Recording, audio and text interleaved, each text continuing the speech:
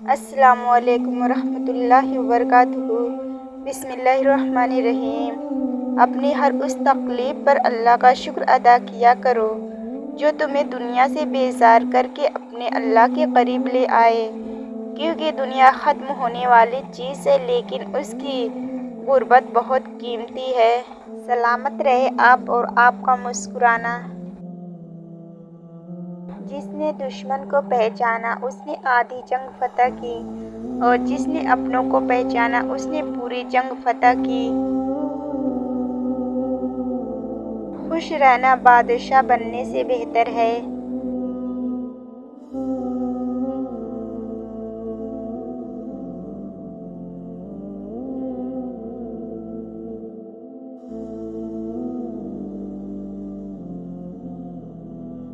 وضو کرنا دنیا کا سب سے سستا اور بہترین سینیٹائزر ہے، جو انفیکشن کے ساتھ ساتھ گناہوں سے بھی بچاتا اور پاک کرتا ہے۔ کسی سے محبت کا بہترین طریقہ یہ ہے کہ اسے اپنی دعاؤں میں ہمیشہ یاد رکھا جائے۔ زیادہ سوچنا انسان کو ختم کر دیتا ہے۔ بس دعا کرو اور رب پر چھوڑ دو۔ آنے لگی جو پاس دولت حرام کی، بھول گئے تمام عادت احترام کی۔ وضو غسل کے فرائض جسے پتہ نہیں، غلطیاں وہ بھی نکالنے لگے امام کی۔ مال و دولت کے بیچاروں کے لیے یہ تصور ایک واضح مثال ہے۔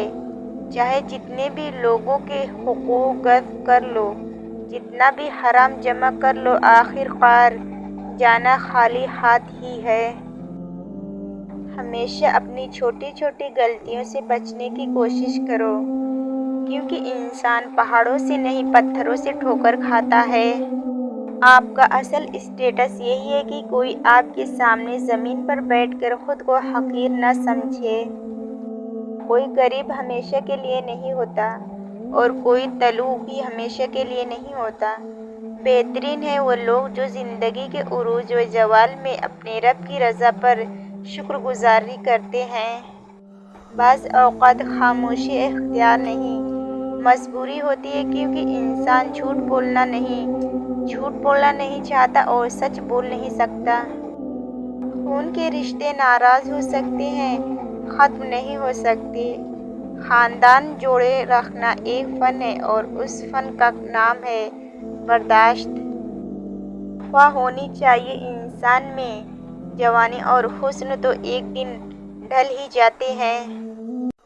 لوگ اس کاغذ کو تو سنبھال لیتے ہیں جس پہ اللہ لکھا ہو، مگر اس دل کو توڑ دیتے ہیں جس میں اللہ بستا ہے۔ جب بلا ضرورت لمبی گفتگو کی جاتی ہے تو کئی راز کھل جاتے ہیں، غیبتیں اور چغلیاں ہو جاتی ہیں اور دل آزاریاں بھی ممکن ہیں۔ اس لیے بے قدر ضرورت ہی بات کیجیے۔ سر اٹھا کر رب سے نہ ملنے والی چیزوں کا تقاضا کرنے سے پہلے سر جھکا کر رب سے ملنے والی نعمتوں کا شکر تو ادا کر لیں۔ نعمت شکر چاہتی اور مصیبت صبر چاہتی ہے، جبکہ گناہ استغفار کا محتاج ہوتا ہے۔ جس نے صبر شکر اور استغفار کو اپنا لیا اس نے کامیابی حاصل کر لی۔ زندگی چاہے آپ کو کتنا بھی تھکا دے لیکن کھڑے رہنا پڑتا ہے، اس لیے کہ کچھ لوگ آپ سے ٹیک لگائے ہوتے ہیں۔ اللہ کے فیصلے اللہ وہاں سے مرحوم کر دیتا ہے جہاں سے امید ہوتی ہے، اللہ وہاں سے عطا کرتا ہے جہاں سے گمان بھی نہیں ہوتا۔ یہ اللہ کی محبتیں ہیں، یہ اللہ کے فیصلے ہیں۔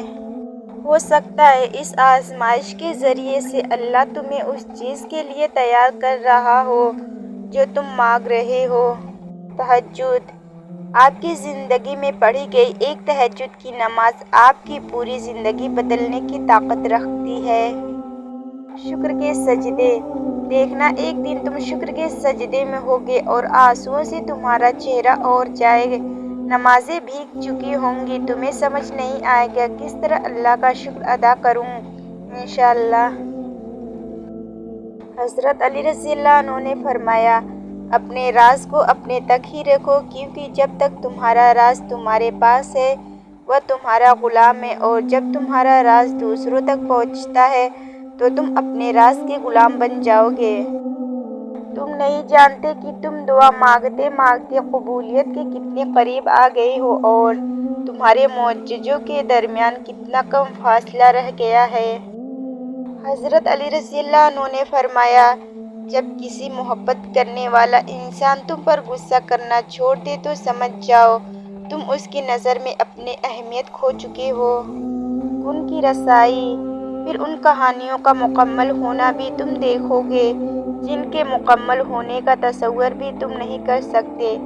مت بھولو، ناممکن اور نامکمل سے کہیں آگے اس کے کن کی رسائی ہے۔ لوگوں کے رویوں سے پریشان نہ ہو، آپ کو اپنے اعمال کا صلہ اللہ تعالیٰ سے لینا ہے، لوگوں سے نہیں۔ جس طرح لوگ مردے کو کاندھا دینا افضل سمجھتے ہیں، اسی طرح زندہ کو سہارا دینا افضل سمجھ لیں تو زندگی کتنی آسان ہو جائے۔ انسان جس شخص سے سب سے زیادہ محبت کرتا ہے، اللہ اس کو اسی کے ہاتھوں توڑتا ہے۔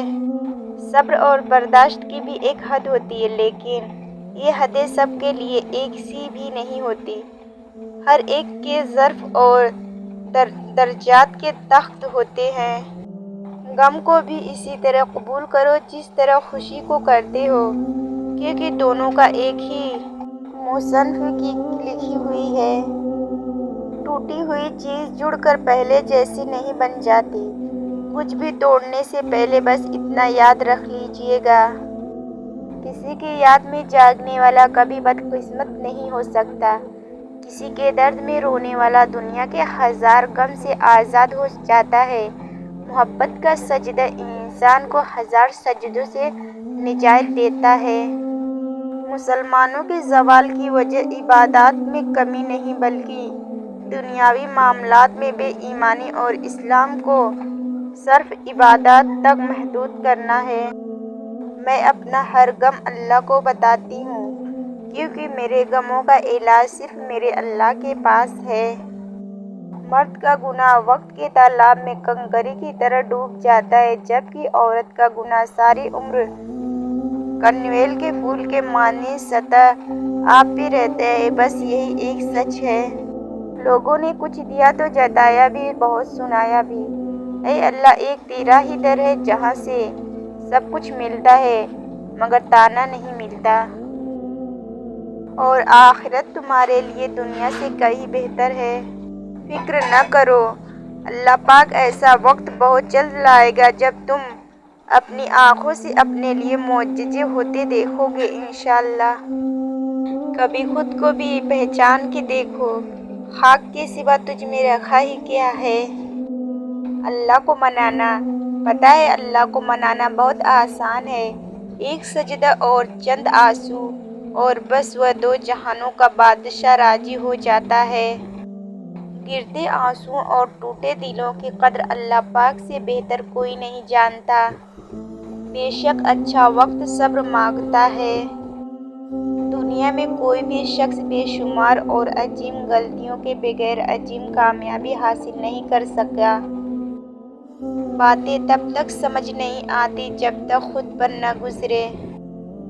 جانے والوں نے یہی سکھایا ہے کہ خود کو اب کسی کا عادی نہ بنایا جائے۔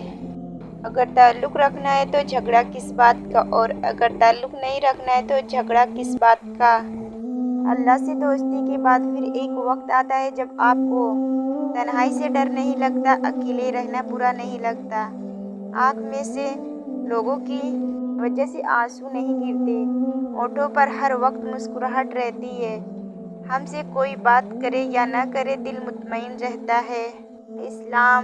اسلام اتنا خوبصورت مذہب ہے کہ غور سے اذان سننے سے بھی ڈپریشن ختم ہوتا ہے۔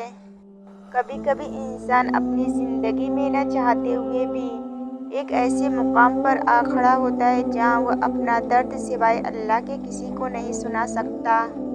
لوگ چاہتے ہیں کہ ان کی امیدوں پر پورا اتر جائیں، مگر ان سے کوئی امید نہ رکھی جائے۔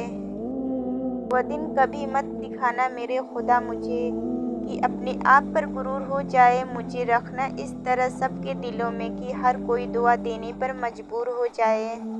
جب تمہاری زندگی کا فیصلہ کرنے والا اللہ ہے تو تم مطمئن رہو، وہ تمہیں مایوس نہیں کرے گا۔ زندگی ہر کسی کے دل میں اچھی یادیں چھوڑ جاؤ، کیونکہ انسان نہیں رہتا، بس یادیں رہ جاتی ہیں۔ قدرت انسان پر اتنی مہربان ضرور ہوتی ہے کہ اگر ساری دنیا اس سے نفرت کرے تو کوئی ایک ضرور اس پر جان چھڑکتا ہے۔ اللہ امتحان لیتا ہے تاکہ صابر رہو، آزمائش میں ڈالتا ہے تاکہ اس کا شکر گزار رہو، رلاتا ہے تاکہ صاف دل رہو، چپ بھی کرواتا ہے تاکہ اس پر یقین رکھو۔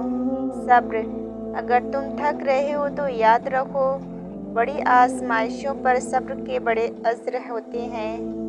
اللہ کو دو گھونٹ بہت پسند ہیں، ایک غصے کا اور ایک صبر کا۔ جب امیدیں ٹوٹتی ہیں تو بہت تکلیف ہوتی ہے، لیکن یہ بھی سچ ہے کہ ہر ٹوٹی ہوئی امیدیں ہمیں ہمارے رب سے جوڑتی ہے۔ اللہ جب کوئی چیز دل میں ڈالتا ہے تو کہیں نہ کہیں نصیب میں جگہ ضرور رکھتا ہے۔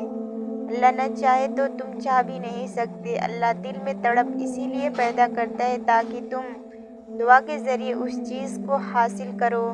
حضرت علی رضی اللہ عنہ نے فرمایا، جب انسان ایماندار ہو جائے تو ماضی کے گناہوں پہ اسے کوئی نہیں پکڑ سکتا۔ اللہ تعالیٰ ایسے انسان کا خود پردہ رکھتا ہے۔ جو اللہ کو دوست بناتا ہے اس کے لیے اللہ تعالیٰ سمندروں سے راستہ بنا دیتا ہے۔